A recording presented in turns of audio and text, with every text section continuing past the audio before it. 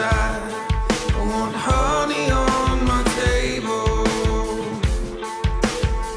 If you guys watch a lot of vloggers are riding around on these things and vlogging. I don't intend to do so, but I'm excited to take this to work and back instead of having to drive every day. And so I'm going to do a quick little unboxing of the Acton Blink board. So the reason I went with this board and not the boosted board is one, just because of the money. I think this retails for $4.99. They had like a pre-order, but they're, I think, now in Best Buy. The second big thing is that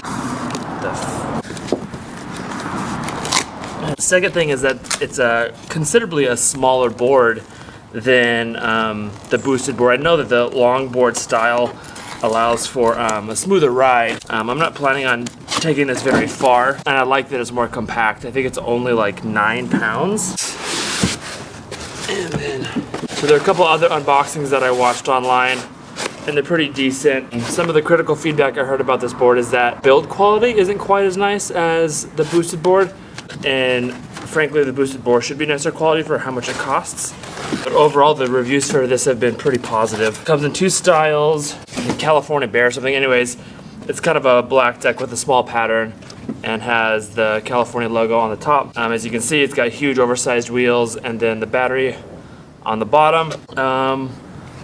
Overall, I think the quality is pretty nice. The trucks seem a little cheap, but I'm not going to be grinding this or anything or taking it to the skate park. Other cool thing is it has LEDs on the bottom, so when you're riding at night, you can light this up. I don't know if you can see that right now. So there's the board.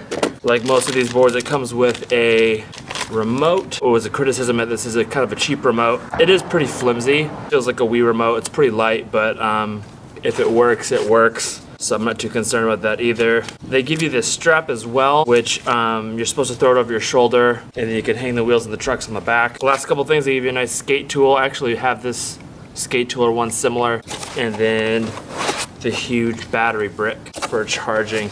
It says it only takes an hour to charge. I heard it might take longer than that from other people's reviews, so hopefully it doesn't take much longer than that. So yeah, this is my board. I'm super excited. I'm gonna charge it up. Once my kids wake up from their nap, we're gonna cruise it around a little bit. I'm super pumped.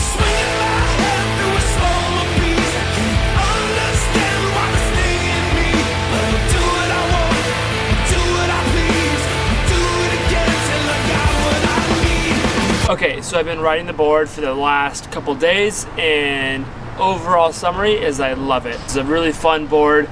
It's honestly probably too fast for the size of the board. First detail is that this is the remote. It's pretty cheap, but it does the job.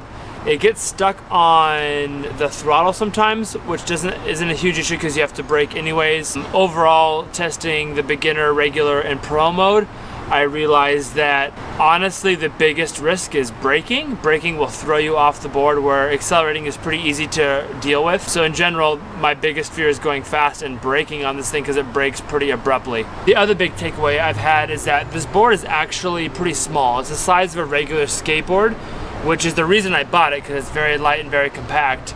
The difference is that at higher speeds, above like 15 miles an hour, it gets pretty squirrely. So you get kind of the skate wobbles that you would get going down a hill on a regular skateboard.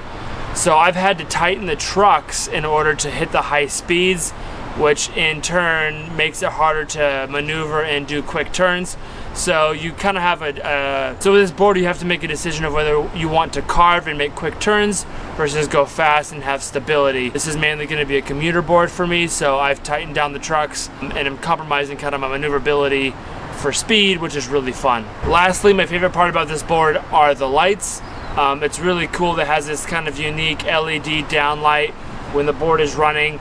I haven't done much night riding yet, but I'm excited to do it and get some footage of it as well. It's a nice little feature, something that's unique for this board specifically. All in all, I'm really pumped about this board, excited to use it, and for the price point, it's pretty unparalleled compared to the rest of the market. So I know there are a lot of vloggers out there that are using electric skateboards and vlogging while they board. I've been wanting this board for a long time, even way before I started vlogging. So I have no intent in trying to copy or be one of these skateboard bloggers.